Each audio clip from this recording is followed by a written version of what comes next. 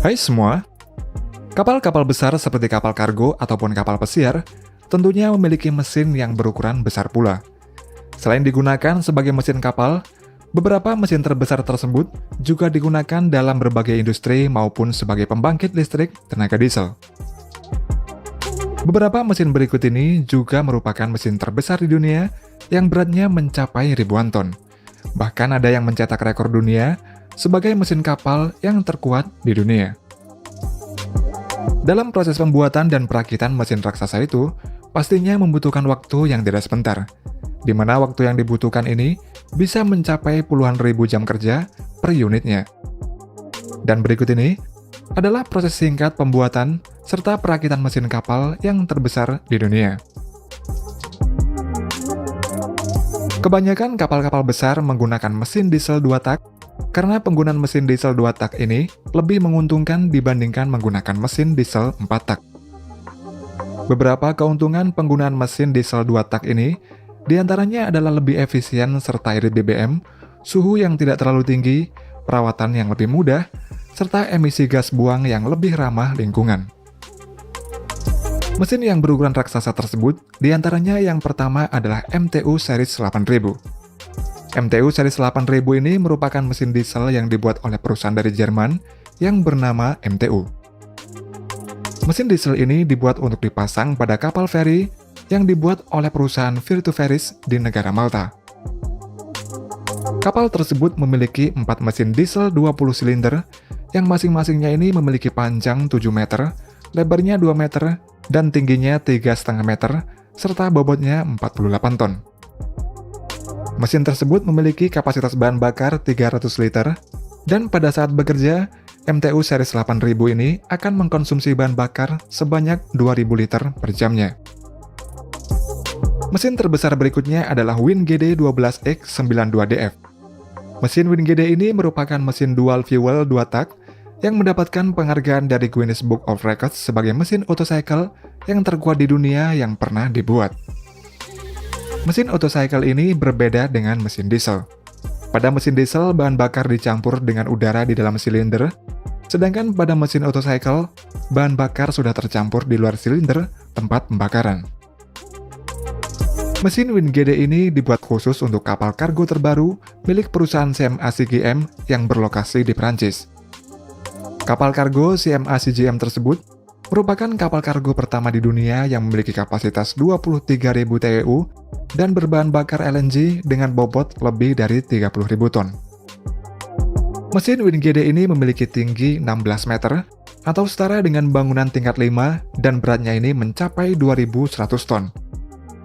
Dan proses pembuatan mesin WinGD ini menghabiskan waktu yang tidak sedikit, serta dikerjakan oleh 3.125 orang pekerja.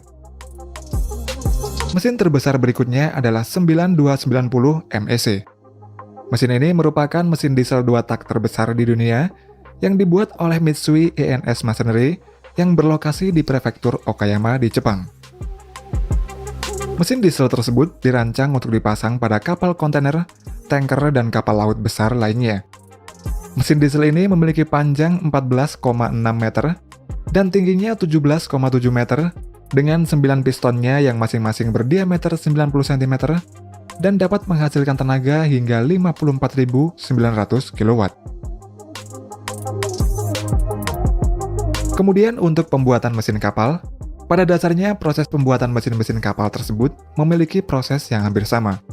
Dan biasanya dimulai dari komponen mesin kapal yang paling penting dan terbesar terlebih dahulu, yaitu bagian crankcase-nya atau rumah dari komponen mesin. Pembuatan crankcase dan semua bagian-bagian mesin kapal dibuat di foundry, yaitu pabrik pengolahan logam. Dan salah satu foundry tersebut berlokasi di kota Bavaria, Jerman, yang terkenal akan pembuatan komponen-komponen mesin kapal yang berukuran raksasa. Untuk membuat crankcase, mereka menyiapkan dulu materialnya yang terdiri dari beberapa material yang berbeda-beda. Material-material tersebut antara lain potongan-potongan baja, besi kasar, lembaran logam, elektroda grafit, dan silikon karbida, di mana untuk takarannya ini ditentukan oleh seorang insinyur khusus. Material-material yang memiliki berat total puluhan hingga ratusan ton tersebut kemudian dilebur menjadi satu pada perapian sampai suhunya ini 1500 derajat Celcius.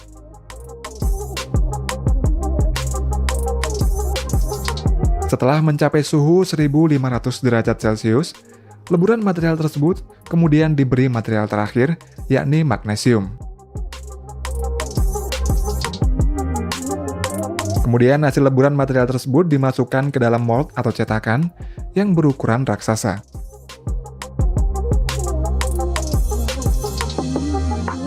Setelah itu, mold dibiarkan mendingin, yang mana membutuhkan waktu selama berminggu-minggu agar bisa dibuka. Setelah dibuka dari cetakannya, crankcase akan dibersihkan terlebih dahulu dari pasir yang masih menempel pada crankcase dengan mesin vibrator agar pasir tersebut rontok semua. Dan kemudian crankcase akan dilakukan proses sud pinning menggunakan bola besi berukuran kecil yang disemprotkan agar crankcase tersebut bersih seutuhnya. Selain crankcase, komponen penting lainnya pada mesin adalah crankshaft. Crankshaft ini terbuat dari material baja dan karbon, dan pertama-tama material crankshaft ini dimasukkan ke dalam closed die forging menggunakan hydraulic counter blow hammer. Closed die forging merupakan proses penempaan dengan cetakan tertutup yang langsung bisa menghasilkan bentuk benda sesuai yang diinginkan. Di mana pada proses tersebut, material crankshaft ditempa dalam suhu yang sangat panas sampai memiliki panjang yang telah ditentukan. Selanjutnya, crankshaft yang masih panas tersebut diproses dengan heat treatment, yakni memasukkannya ke dalam air untuk mengubah sifatnya agar menjadi keras dan kuat. Setelah itu, crankshaft yang sudah dingin tadi dipanaskan lagi pada suhu tertentu dan ditempa lagi menggunakan cetakan dengan tekanan sebesar 3.500 ton. Selanjutnya, crankshaft dibawa ke tempat lain untuk proses sud pinning, di mana di tempat ini crankshaft akan dibersihkan dari material sisa penempaan. Kemudian crankshaft akan dimasukkan ke dalam mesin CNC milling turning, yakni proses pembubutan, sehingga didapatkan material dengan ukuran yang sudah ditentukan. Kemudian material crankshaft tersebut masuk dalam proses stroke pinning, di mana stroke pinning ini berguna untuk memperkeras dan memperkuat struktur pada crankshaft. Proses selanjutnya yaitu magnetic particle inspection, di mana crankshaft akan diperiksa dan dipastikan bahwa ukuran dan kondisi crankshaft ini sudah sesuai, aman, dan layak digunakan. Selanjutnya adalah proses dynamic balancing, yaitu dengan memutar komponen secara cepat dan kemudian mengukur ketidakseimbangan menggunakan peralatan elektronik. Dan setelah selesai pada crankshaft ini akan dilakukan final inspection, kemudian crankshaft tersebut akan dimasukkan ke dalam mesin pencuci, lalu pada tiap-tiap crankshaft ini akan diberi tanda. Setelah semua bagian-bagian mesin kapal selesai dibuat, kemudian komponen-komponen tersebut akan dirakit agar bisa menjadi mesin kapal seutuhnya. Pada prosesnya, pertama-tama bed plate dirakit terlebih dahulu, yang mana nantinya bed plate ini akan berfungsi sebagai pondasi komponen-komponen mesin kapal. Setelah bed plate diletakkan, proses selanjutnya adalah pemasangan crankshaft yang diletakkan di dalam bed plate.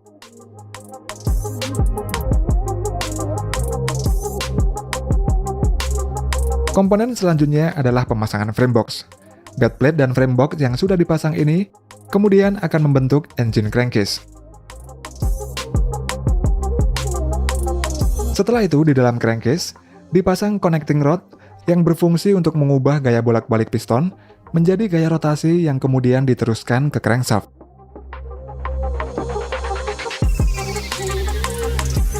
Setelah selesai, dilanjutkan dengan pemasangan silinder frame block, yang mana di dalam silinder frame block ini berisi komponen ruang pembakaran serta perangkat kontrol pembakaran.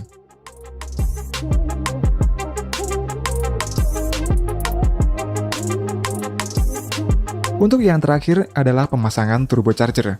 Turbocharger ini berguna untuk memanfaatkan energi gas buang, lalu mengirim udara terkompresi ke ruang bakar untuk meningkatkan output mesin.